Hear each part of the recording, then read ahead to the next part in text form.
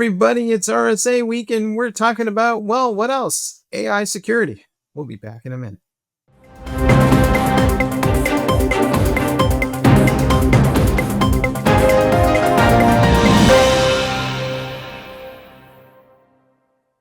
Hello, everybody. I'm Mike Vizard, and welcome to Techstrong Gang. We got an awesome lineup as usual. I'm going to jump right into those introductions, but it's going to be a lot of AI and a little compliance, so stay tuned. We got a broad mix of things. Guy Currier, you were the furthest away.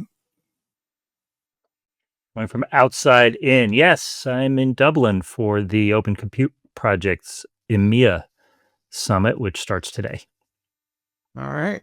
It seems like we constantly have people in Ireland as of late, so I will tell you that I am jealous, but hey, I know I was just there. You're jealous. You were just there. You shift out, I shift in. Bonnie's next. I'd love to go. I've never been. All right. We're trading places, as they say. Also joining us today, far away but in an entirely different direction, Tracy Ragan is hanging out in New Mexico, I assume. I am. Hello, all. Great to be here. Always great to have you on the show. Then also joining us, nearer to me, at least here in New York, is Stephen Foskett, who I think is in Ohio. Is that correct?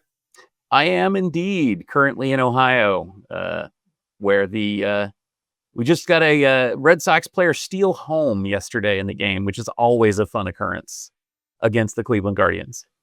I saw that. I think some of us refer to that as embarrassment, but what do we know? And then finally, of course, we have Bonnie Schneider joining us from Florida, as always, to give us the latest and greatest Echo Insights report. Bonnie, how are you? I'm doing great. Thanks for having me on. All right. So everybody who's anybody is, in the security space at least, has descended upon RSA this week in San Francisco. And one of the hot topics of the day is, well, the insecurity of these AI models. There are multiple ways to trick these models into coughing up sensitive data. And recently there was a report last week from an outfit called Hidden Layers that basically showed a way to bypass every AI guardrail and safety protocol there is, which may give us all a little bit cause for pause. But Guy, you've been kind of kicking around this sector for a little while now. Are these things fundamentally secure, or is it just a matter of time before they blow up? I think they're fundamentally insecure. I don't know how I'm not a data scientist. I have never trained a model, at least not a foundational model. And I had to use other tools to do it. That said, the principle behind AI and AI training involves a fair amount of mathematical trickery, and I mean trickery in the best sense, meaning wouldn't be possible to have the tools that we have today without it. That's point number one. Point number two, at least, when I take in this news, is that it's called artificial intelligence. I've started to put the quotes around the I, a quote I, because it's not intelligent. It's a simulation of intelligence. It's an extremely sophisticated one with all these billions of parameters and all that sort of stuff. So it appears to be not reasoning exactly, but formulating things and cogitating and so forth. But in fact, it's not.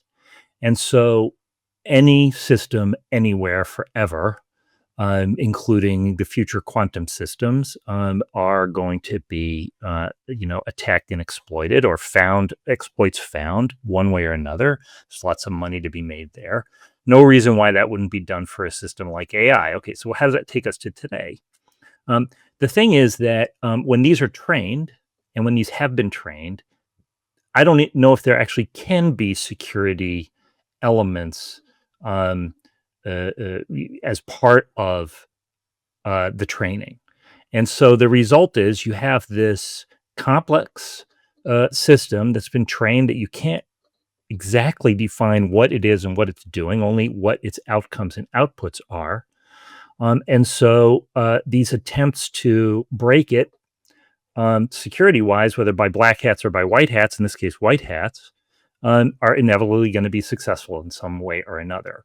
And this prompt injection attack, I don't know if we can really turn it up to 12, but we should be turning it up to 11 by now already, 12 if possible. Why?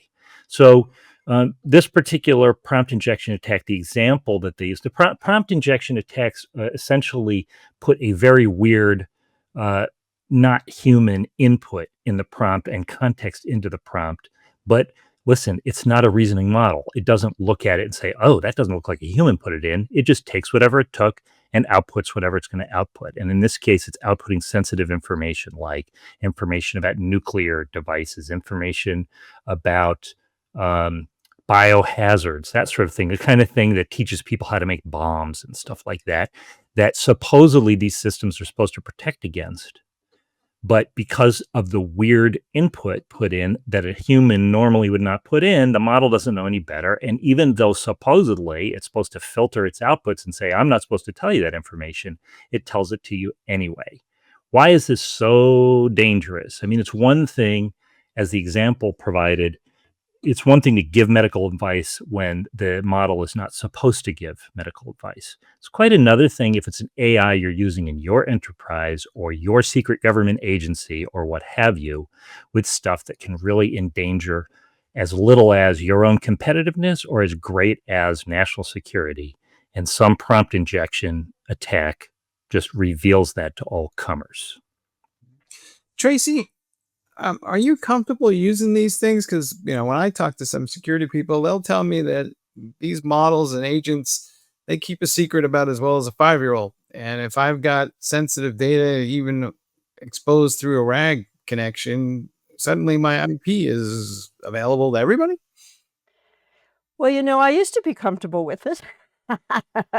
And then, when I first learned about jailbreaks, I started thinking twice, right?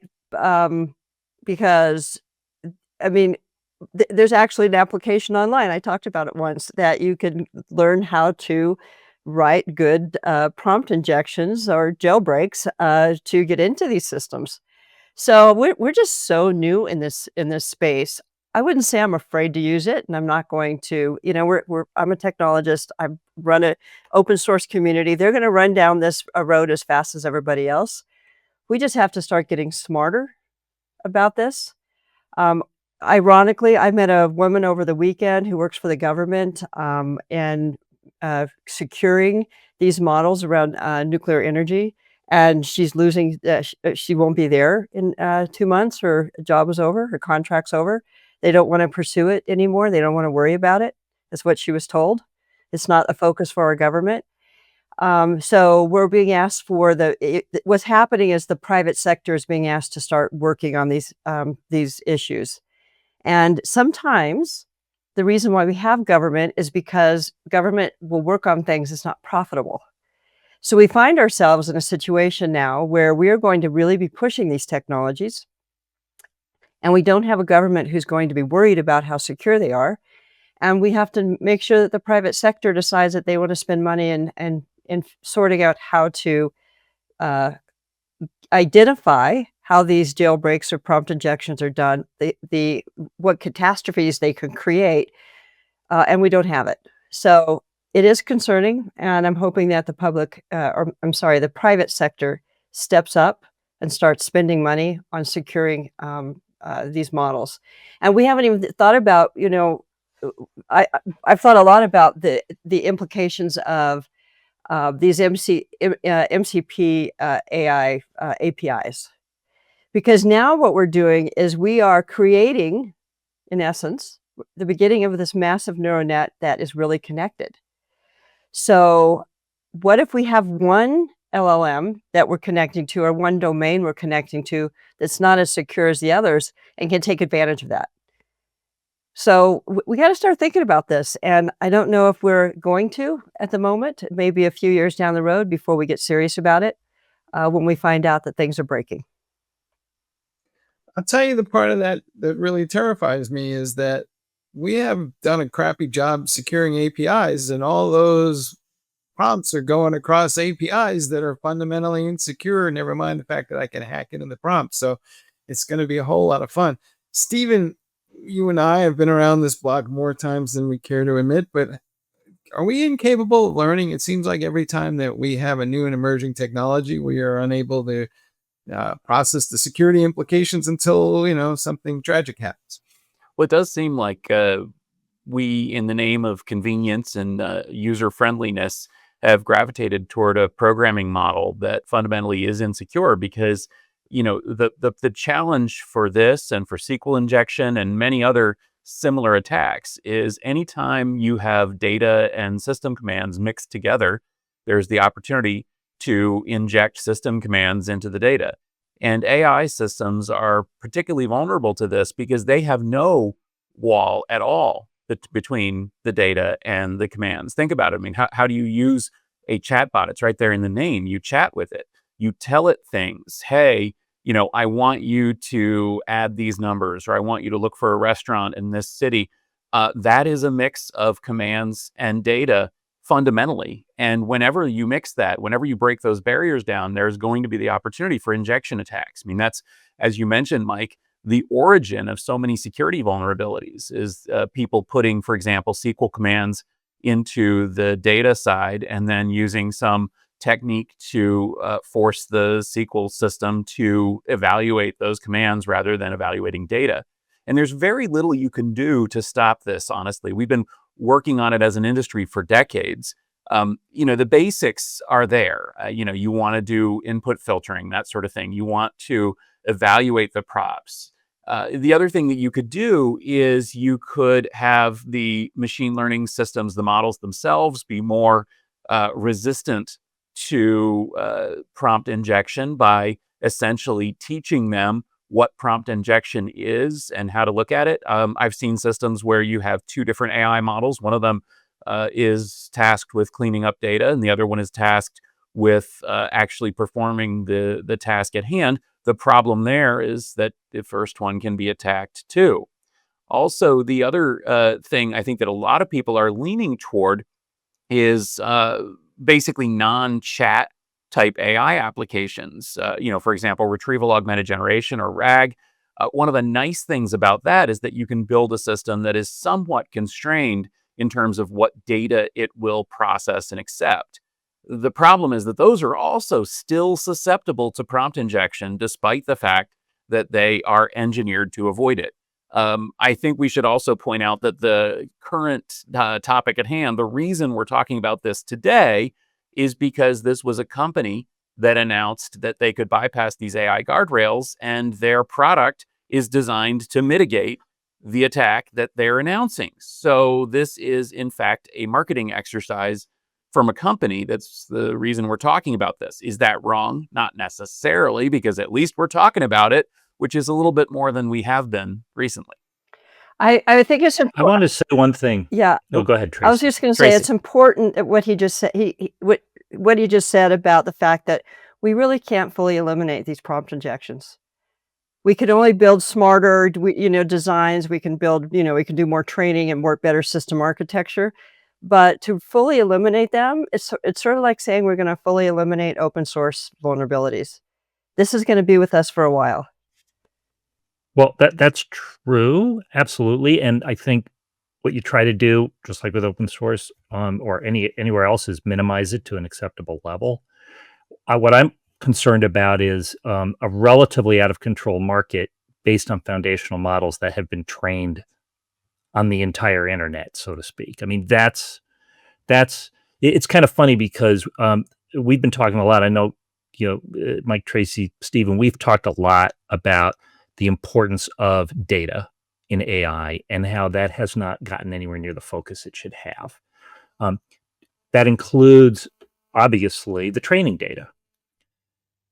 Most implementations of AI these days are on large language models, generative AI, foundational models that are then tuned or adapted or what have you, rather than people training their own original models. And since all of these foundational models are trained on data that includes stuff like how to hack into nuclear silos or whatever, because it's the whole internet, they just threw everything at them.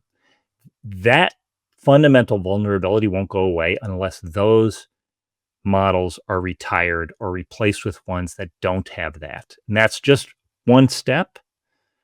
I don't even know if we'll ever make that step. But having a domain-specific model, it makes more sense, instead of having these massive foundational models. And I don't know if we'll make that step either, but now that we have this way to have these protocols and these APIs, we have the opportunity to correct the course. But these companies who have made so much money off of these foundational models, will they do that? I don't think they will. No, I mean, they say in cybersecurity, yeah, they will say in cybersecurity that if you can imagine it, somebody's trying it. And the issue in my mind is that the cybersecurity criminal syndicates out there have infinite time and infinite resources and are probably training their people on prompt engineering right now as we speak, maybe more aggressively than most corporations are. And ultimately, they'll build their own AI agent to go kick off a prompt. So I don't have to even know how to build a prompt in the first place. And that AI agent might, for example, reroute customer service inquiries to some other site somewhere and totally compromise a business process, which to me is a lot more dangerous than just stealing my data and encrypting it. That's like you're taking over my entire business. And that seems a little scary to me, Stephen. Is that what we're going to see?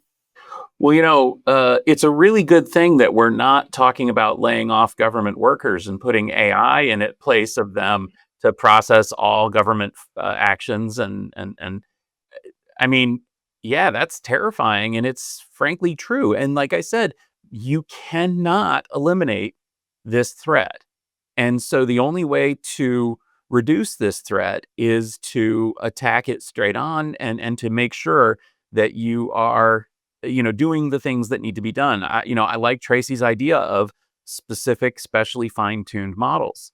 Kind of leading off of Guy's idea, there's also a whole bunch of people out there that are putting malicious data on the internet in hopes that AI will be trained on it, which is a whole thing. Whether they are, doing it for good, like Cloudflare with their, infinite realms of nonsense that they're directing AI bots to because the AI bots aren't obeying firewall and robots directives, or for ill, as Guy said, teams of black hats who are out there saying, you know what, we're going to do as bad as we possibly can to mess up this data. Ultimately, we're going to have to figure out a way to make models that are resistant to this. And whether that means making models that are smaller and more limited or bigger and smarter remains to be seen. Mm-hmm. I think you're spot on in the sense that they should be at least more limited in what they're allowed to do so that I can limit the scope of a breach, right? So I don't have some sort of breach that involves an entire end-to-end process, and at least I can limit the damage in some way or form. So hopefully that will happen. But Guy, I don't know. I think, on the one hand, to Stephen's point, it is a marketing exercise by a hidden layer, but at the same time, can you trust the people who build the LLMs to guard their own henhouse, or do we need somebody else who's a third party to go do this? I don't trust any of these people who built the LLMs. I don't know about you, right? I mean, fortunately, in AI for years, long before these characters came along into public consciousness, there have been the ideas of provenance, visibility, explainability, that sort of thing. So they already existed, and there's been plenty of talk about that. Provenance of training data. It's just a really complex chain, I guess, or complex is maybe not the right word because it's used too much. How you gain full visibility as a implementer of an AI-infused application that uses MCP to connect to a lot of other things, including maybe some agents, maybe yours is an agent, with insecure APIs and so on and so forth, right? How possible is it to really understand or be able to articulate and monitor where each given prompt and response came from down to the training data and the training data source? If new models are created, new foundational general purpose models are created that can claim to have walled out a lot of this dangerous data, and then the entire system from training through inference to, end user result can be audited in that sense. I think conceptually that's possible, but we have a long way to go to get there. And I'm feeling a little shamefaced at all my enthusiasm over MCP because I love it. without realizing this sort of inherent danger. And that's why I said at the beginning, I mean, this one deserves all of our attention as people who talk about the industry, because this does feel pretty freaking dangerous. All right. Bonnie, you've been listening to this conversation for a few minutes now, and I know you're not a security expert, but did you hear enough that might give you cause for pause if you were a business executive that would make you sit down and think about this twice? Yeah, and as someone, I used AI a lot and playing around with prompts. I'd be probably thinking of what the hackers and attackers are using in terms of their prompt formulation, and almost creating scenarios, worst case scenarios of what they might be doing. Just kind of outpace them a bit. That's just the way I would look at it. But I think it is a big threat. And I think what Tracy said at the beginning, and what Stephen emphasized as well with the government, it is frightening, because those kind of cutbacks might not feel them immediately, but you will, of course, if there is, which there likely will be, more cyber attacks. But I think AI poses, an opportunity to come up with the most not really creative, but and I guess in a negative way of what the security threats are, and to try to get ahead of it. But it's going to be challenging, as you said, Mike. They're working on this now all the time. Tracy, I have a thought in my head that I'd love to get your reaction to. So, will AI agents and the security issues that they generate be good for application security and API security? Because once these noise starts to be understood, we'll go address more things that are interrelated. Or will we just focus on AI agents and forget about application security and API security and all that stuff? We'll just go by the wayside. Well, I kind of feel like a lot of the security is going by the wayside already. I mean, it's always about what the kind of the new sexy thing is. But no, we're always look. According to IBM, data breaches is costing globally $10 trillion. $10 trillion. I believe that the private sector is going to get. Maybe we have to hurt more. That the private sector is going to have to get hit more often before they begin taking this more serious. But $10 trillion, you would think that would make it pretty serious for them, right? I just believe that we get so focused on delivering new features out to our customers that we forget about protecting them at the same time. And in some ways, we have relied on CISA and NIST to tell us what we shouldn't be doing. But when that's gone and we have to start figuring this stuff out on our own, the private sector is going to have to get busy on it. And I think that they're going to step up to the plate, especially if that number doubles. If we're looking at $20 trillion, because now we have not just SQL injections, but prompt injections, as you pointed out, Mike, could take over more than just the data, but their business itself. All right. Tracy's on record. 20 trillion is the numbers. What's your number for when we get enough pain that people actually start doing stuff about this? Is never an answer. Oh gosh, it's a legitimate answer. I can't believe you bypassed that opportunity, Stephen. I'm going to say, makes me sound cynical. $1. $1 trillion. Yeah, I think we're there. Tracy, I completely feel you're absolutely right. Not enough attention is paid today to security. But I actually think that over a 10-year ramp, AI aside, there seems to be a little bit better and closer attention to security. I don't know if we're on the upward curve of the hockey stick finally. AI and these issues are just going to accelerate it. So $10 trillion seems to be the number. It just depends on how much money we have, right? If we hit a recession, the things that fall are security and training. Security and training. That's an education, security training and testing. Those are the bottom of the kind of, that's the last thing that we like to deal with. And we put money into it when there's money available. If we hit a recession, we're not going to be doing a lot of work in this area. Companies are not going to be investing in these areas. There is a sports book in Vegas somewhere that somebody's creating that's going to have a bet on what is the top end of the cost before we finally take this seriously. So there you go. Folks, We'll be back in a minute to talk a little bit more about AI, but this time, AI infrastructure. Stay tuned.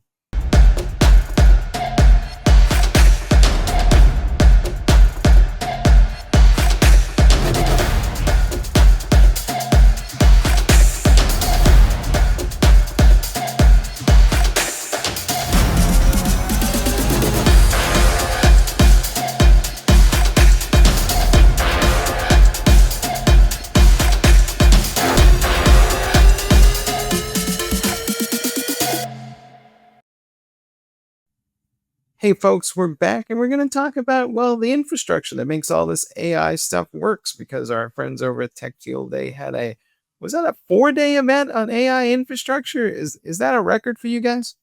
That's not the first time we've ever done that, but it's pretty rare that we do it, and it shows just how much interest there is. All right. And we previewed this event last week, but then there was the actual event and some lessons learned. And I know that Guy was a delegate there as well. But Stephen, walk us through the high points a little bit in terms of what happened, and did anything surprise you? Yeah, I would say that the thing that was most surprising in a positive way was how so many of the companies, and hopefully Guy saw this as well, so how many of the companies led with customers and results rather than infrastructure. You would think that an event that features companies doing some pretty low-level stuff with storage and networking and compute would, really kind of miss the forest for the trees. But the complete opposite was evident. Companies again and again and again. We heard this from Juniper. We heard this from Solidigm. We even heard this from some newcomers to the event, like Phison, who we haven't ever seen before, coming in and really trying to focus on what is the usage, what is the value of this infrastructure technology, rather than what is the just the product, like kind of nuts and bolts. What does it do? Did you hear that, Guy? Am I off base? No, you're absolutely right. There were definitely instances of this widget is bigger than they used to be, and therefore you should love it. But there seemed to be this overall bent, and I loved seeing it from Phison. Well, I wasn't there for Phison, just to be clear, but I was there watching it virtually, like everyone should. But from Phison, Google Cloud also, which was an all day of presentations that I attended, such a focus on the really interesting challenges. And I say interesting for a reason. I think you know why I say interesting, May we Stephen. live in interesting times. Yes. Yeah. Well, also we did a preview podcast that on the first day that said, should AI be boring? Really interesting challenges having to do with very wide ranges of usage patterns, many types of AI services to be included, multiple AI services, all of these things that create challenges to traditional infrastructure. And it's not just about throwing more and more horsepower in the form of GPUs or anything else. And so the networking is important. It was great to see the networking presence, whether it's Juniper or Google Cloud had 2 separate sessions during that day on networking. Data, we were just talking about it, the importance of data. You have Solidigm there, Phison there. So yeah, all of these addressing how difficult it is to design, build, and operate for better AI, both in terms of efficiency and in terms of responsiveness, effectiveness, and everything else. It was very much of a customer, user, and operator focus. Stephen, I'm not sure if people get this just yet, but it seems to me anyway that all these AI applications run fundamentally differently than the previous generation. There's a lot more data moving around, and I don't think the existing infrastructure we have in place is designed for this. So are we going to wind up basically replacing our existing infrastructure to run all these AI capabilities that will be embedded in just about everything we're going to run? Well, yeah, let's zoom in on that for a second. As Guy said, we heard a lot about networking. And in fact, in the later days, as you said, we had Juniper, Google brought up networking. We also had other networking companies as well, including Netris and Viz and Keysight. All of them, if I was to pick out a theme from the networking companies, and honestly, this is the same theme from the storage companies as well, is that this AI application, whether it's training or inferencing, running things in production, it needs a different network infrastructure, different connectivity. It has different access patterns, and all of these companies are really working hard to basically redo what they've already got. Now, they're not trying to reinvent the wheel. In fact, I have to say, I'm pleased to see the wheel coming out strong. If you catch my metaphor, I mean, we're hearing a lot about Ethernet. We're hearing a lot about RDMA. We're hearing a lot about the traditional software-defined networking, and these traditional topics. But what they found is that these same techniques can be used to build networks that are more appropriate for the unique challenges of AI. On training, that means interconnecting tons and tons of GPUs. And, Google talked to how they're doing that internally. Juniper talked about how they're building that with companies like NVIDIA. Aviz and Netris talked about how they're integrating and making networks smarter and more responsive so that they can support this really crushing new network topology where you have this incredible array of low latency, high performance consumers all clustered together, all next to each other, all demanding access to just a ton of data. And then the final one that I want to call out was Keysight. Their whole product, their whole mission is basically to prove that this thing is going to work before you spend $1 billion building it out. And that can be a pretty challenging proposition, again, because these workloads are just so different. Tracy, do developers need to know more about infrastructure these days than they did in the past? Because at least as far as I can tell, there isn't some magic compiler out there that, strings all this stuff together for me. So is it getting harder to build apps or easier? I believe that every developer should have taken a course to learn to write their own compiler or build their own infrastructure, because it's so fundamental in understanding how to write good code. So yes, 100%. There needs to be more knowledge about how, what does AI infrastructure actually look like? What are the problems that we're facing? The developers need to understand that because they're writing to deliver to it. Not only that, when you really understand the infrastructure, you start asking questions like, maybe we should have multiple domain LLMs instead of these fundamental large domains that we've been using, because then they begin understanding the security implications of that. So when we're just throwing, when we just go, okay, there's a model out there and I'm going to use it, and we're going to start writing against it, it does lack some depth. Right, the end result is not as good as it could be if the developers had a better understanding of it. So I hope more developers are attending these kinds of conferences. I would love to. I don't have the time to. And I always wonder, is this going to set us up for quantum? Because it's just around the corner, right? Does this help us with quantum, getting to quantum? There is a lot of talk about quantum, especially on the securities focus. I mean, we heard that from HPE with the ProLiant becoming quantum ready. We also did hear that from basically everyone who talked about encryption was concerned about, quantum ready encryption. Also, Tracy, I'd love to have you at Tech Field Day sometime. We'll get to there. That would be great. So I have it. Then how far are we realistically for a private company, a large private enterprise, to have their own AI data center?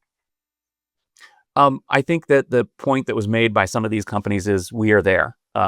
Basically, Nutanix was in there talking about how you can basically just kind of point, click, and boom, you got yourself an AI data center, AI infrastructure, all completely baked, ready to go. And crucially, to your point, supporting multiple different models. You don't have to say that it's going to be this one model. Frankly, even Google, who has their own AI models, was talking a lot about supporting other people's models and giving customers the choice of what they want to run, where they want to run it. I think that's good. I do think that we are already at the point, though, where an enterprise, if they chose not to run in the cloud, could literally just point and click their way to having AI applications. And then I have one other question. Those, I'm just going to say that's inference. That's largely inference, not training. But yeah, go ahead, Tracy. You want one? We'll send you one. So Okay, so I'm imagining, I know maybe I'm getting too far ahead of us, but if these companies are going to start building their own AI data centers, how important then is our infrastructure and the availability of chips? We are faced with a problem in both But those areas. So is our this is, yeah, geopolitical situation going to stop us in our tracks, or are we solving that? well, our geopolitical situation can stop us in our tracks along many frontiers, as you know, this one included. The importance of understanding that we're talking about AI, private AI data centers for inference across multiple models and all that sort of thing, and some tuning and RAG as well, is that a lot of those applications don't require the by now famous GPU. There's a intense development, especially in the ARM community, but also in x86, around AI inference that's CPU only. But in fact, there's also a whole lot of development of non-GPU CPU helper processing units, like the data processing unit (DPU), like the neural processing unit (NPU). I hesitate because I feel like it's a kind of a specialized GPU, but then there's the tensor processing unit that Google has created. And what was that system Google talked about? It's like a 43 exaflop system. And when an old CPU guy like myself sees that and knows that the biggest supercomputer in the world right now barely hits 2 exaflops, he kind of scratches his head, to use Mike's phrase that I always use every time I come on this show. But that 43 exaflops comes from using tensor processing units. There's more. There's ASICs. There's all kinds of ways that the CPU's duties, especially operational and managerial and orchestration duties, get offloaded onto a specialized processing unit of one form or another. And then the CPU can concentrate more on things like inference. Training, different bag, especially foundational training. But yeah, you can have there's an AI, a kind of an AI data center in a box, quote unquote, that Google has just announced. It's a mini sled that probably would fit in your office, Tracy, if I'm seeing right. If you have the power, and that'll do inference right there for you. So, a couple of things on that part. One, HP, Dell, and those guys will guarantee that they will get you the GPUs that you want because they have deals with NVIDIA. So it's not like I got to call up NVIDIA directly. B, though, be wary of benchmarks. Most of the guys that I talk to who are building AI apps don't really take anything other than a GPU seriously because those benchmarks don't reflect the degrading of the accuracy of their models running on something other than a GPU. So a lot of them are kind of saying, yeah, it's nice to see that there's alternative processors out there, but from their nickel, they're like, I don't think we're going that route because I'd rather have a less expensive GPU than rely on some other architecture that's not really optimized yet for processing inference workloads as much as those benchmarks might suggest. But Stephen, I don't know what you're hearing, but that's what I get. Yeah, I would say that when you say benchmarks, that could encompass a bunch of different things. I think that absolutely the rough numbers, the sort of, we can do this many exaflops. Yeah, that's just a bunch of hoopla. Yes, theoretically, you could do that many exaflops. But on the plus side, I am seeing a lot more awareness of the point that you're making, which is the only thing that matters is what you're actually able to do in the real world. And so, for example, the folks at ML Commons, I know that they've drawn some flack for their some of their earlier benchmarks, but they are keenly aware of this, and they're really focused on trying to show real world performance, and not just at the top end. I mean, they've got client benchmarks, they've got storage benchmarks, that sort of thing now. And I do believe that they're working at least toward having things that are more reflective of real world use case.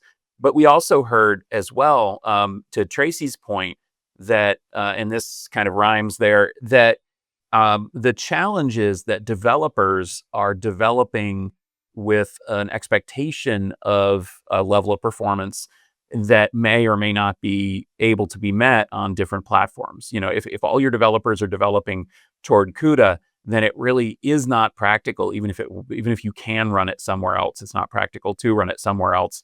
And similarly, if they have an expectation that we'll have this much storage or networking or processor or floating point performance, that may not be applicable when you port that to ARM or to RISC-V or to a tensor processor or something. So really what we're finding is you need to have this sort of holistic picture, the entire infrastructure all the way from top to bottom, all the way from API and platform all the way down to storage and networks.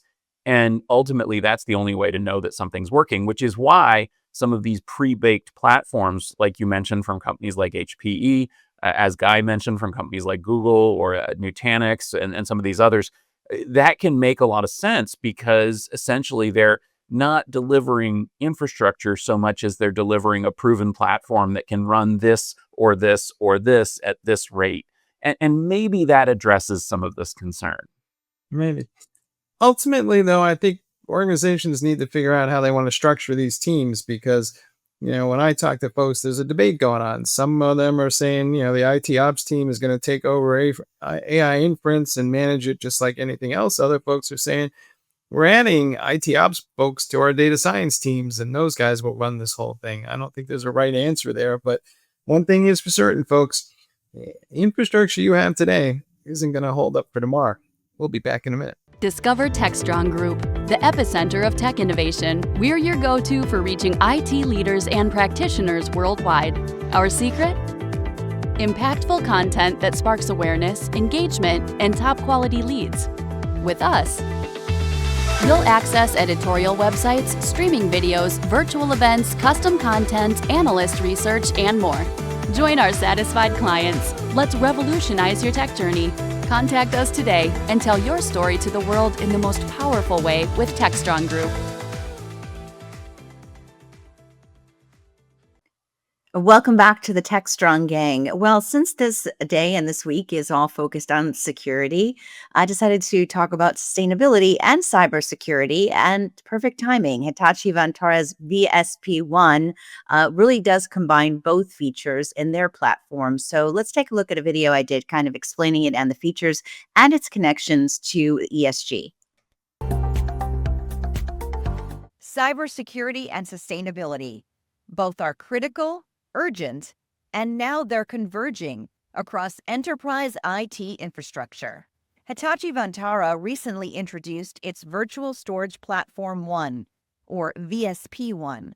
This data management system is designed to meet these dual demands. Its automation supports compliance with Europe's Corporate Sustainability Reporting Directive, giving users better visibility to reduce carbon emission. On the security side, VSP1 pairs unchangeable snapshots with AI-driven ransomware detection. There are some challenges, though. Actual energy savings depends on variables like workload type, facility design, and the local energy mix. Plus, stronger cybersecurity can require more processing power. With AI workloads rapidly expanding, even the most efficient systems face pressure to keep consumption in check. Meeting both cybersecurity and sustainability goals will require ongoing adjustment as threats and regulations evolve.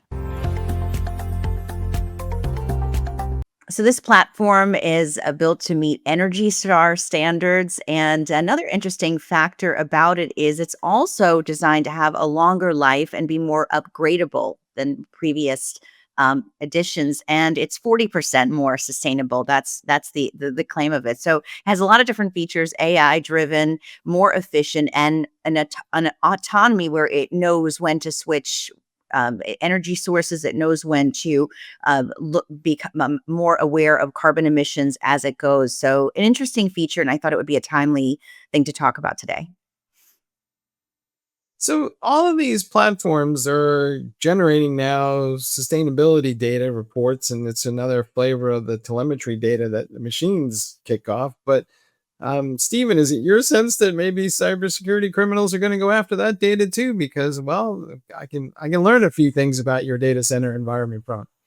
Well, certainly cyber criminals are already going after storage platforms. That's something that we've seen quite a lot of, where they have actually pretty good level of understanding of the fundamental storage platforms that are being used, and they're starting to use those as ways of basically counteracting the ransomware readiness that some of these platforms have, which has led to a bit of an arms race. So it's nice to see Hitachi taking this seriously. Those of you who aren't familiar with Hitachi, they're one of the leading providers of real enterprise grade storage, essentially the big iron, the stuff you see in the data center in the movies. And you may not see it in smaller companies. It may not be a household name, but they are, kind of, one of those, the IBM of storage, that kind of thing, along with companies like Dell and NetApp, Pure Storage, and now Vast.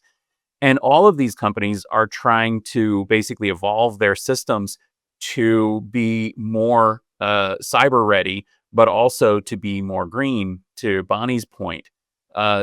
It's good. I'd say this is motherhood and apple pie when I hear about a major company with their major platform adding things like cyber readiness and better, green technology. Kind of like when Mercedes added an electric version of the S-Class sedan. Yeah, let's do this. But at the same time, there's also the question of trickle down. Will this be applicable to the rest of the product range? Will this get out into the broader market? And are we actually just opening up more doors to, as you say, to cyber criminals who might use these reports, these features as a way to cause problems instead of solving problems? I guess it means you have to have an overall perspective of what the whole system is doing and have decent operational and management capabilities to keep that from happening. Tracy, on the security side, are companies talking about the vulnerability of storage systems now? That is a topic I have never heard, but security is such a broad area, and I focus so much on the supply chain that's coming through.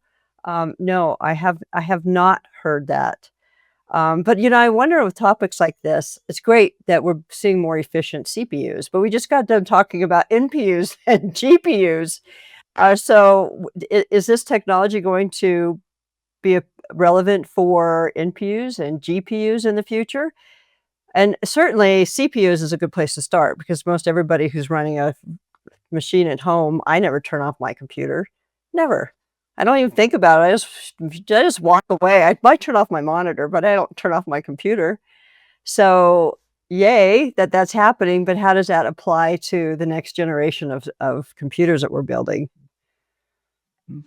Guy, do you think people will replace existing storage systems because of security and compliance concerns? Or is it more likely that, as I decide that I need better performance or increased capacity, that then I look at security and compliance as kind of a checkbox on top of that? But it's, I'm definitely hearing Are you attacks. leading the witness? Yeah. I definitely hear about attacks directed at storage systems, especially ransomware, but I don't see anybody doing anything about it per se. Listen, the tape drive market is still a healthy and maybe not particularly large, but a healthy and within its realm thriving market. Now, that would be selling new tape systems, but why are you selling new tape systems? To replace and consolidate old tape systems. Storage and, to my mind, memory and cache have become this big continuum from the most immediate, most needed, all the way down to the coldest and the ones that you need to be able to stand and look and say, hey, see, here's the data here type storage systems on-prem and everything. I think that introduces security vulnerabilities as I call it a continuum. It isn't really, but a system connects to system and in more and more automated ways. Sometimes I think maybe you like to call on me with questions so you get the cynical and blunt answer. I think the cynical and blunt answer is these old systems are going to stick around, and there's only more data coming in. Transferring data Stephen knows more in his little finger than I know in my entire body about this sort of thing, but I think he would agree. Yes, I think he would agree that transferring data, even within a data center, from one major system to another can be a considerable, difficult, time-consuming, and error-prone process with all the automation and sophisticated systems we have now, let alone moving it to another data center, moving it into the cloud, moving it out of the cloud. Data is probably the stickiest of sticky applications, if you like, of out of all the infrastructure. So you didn't have to lead the witness, Mike. I think that you're right. There is a whole lot of opportunity, let's say, to layer security and compliance, environmental, everything else on top of existing storage systems. Well, just please not tell me they're upgrading the already doing infrastructure. that. I don't want to think that, I mean, aren't they at least taking some kind of, like snapshots and being able to do rapid recovery on the data? And secure Of course. access. So I Yeah, feel like we've yes. they probably have made more progress than Yeah. the software And I do, supply chain problem. yeah, and I do want to add one thing, which is much like security. I think the cloud providers are doing a phenomenal job, much better than almost any other actor in this whole system. It's just, again, the expense of getting the data in, the expense of getting the data out. That's the problem with cloud. But once it's in there, it's pretty good. I mean, Stephen, am I wrong? Yeah, just to level set to Tracy's point. Yeah, storage has always been sort of a weird little corner of IT, and I will be the first to admit I'm Mr. I wrote a book on storage. Let me tell you, it is not all that secure. Historically, security has not been considered all that important in the storage industry. But that being said, the concept of snapshots, of immutable snapshots, of cloning, of data replication, these were the key features all the way back in the 1990s with enterprise storage, and they remain some of the key features today. And now, to the point that you're talking about, the addressing of this data gravity problem, the fact that it's difficult to move storage at all, let alone to move it in a way that's useful, is the thing that a lot of these companies are addressing. So when you look at these next generation products, including the VSP1, which is what Bonnie was talking about in this video, one of the big features that they're adding is essentially making your data appear to be anywhere, everywhere, all at once, to quote a movie. And that's good, but it means that security is even more important because, frankly, if you can access it seamlessly, your enterprise data seamlessly in the cloud or seamlessly at the edge or in a AI environment or something, well, then you really need to make sure that the systems that are protecting that, including access controls, but also, to Tracy's point, things like snapshots and clones and immutability, you have to make sure that that stuff is up to snuff. So that's why I'm really happy to hear the fact that all of these companies are working on that.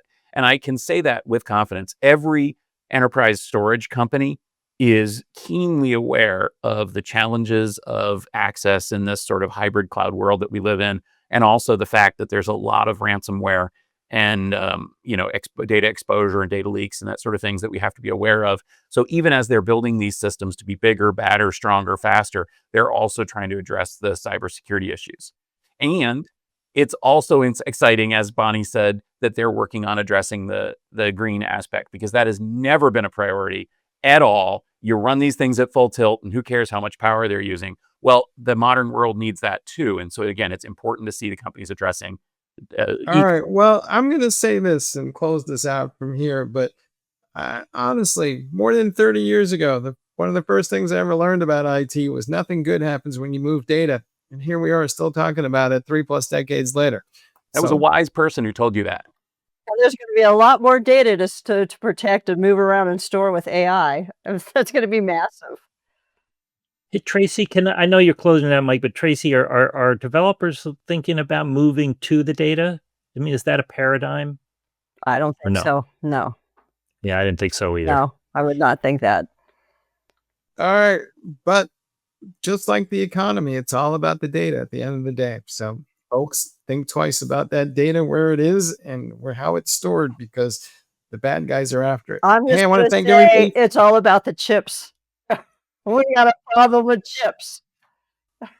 That was last week's show. This week is about the data. We have to reinforce it every single time. It is all about the chips. That's the fundamental part of this puzzle.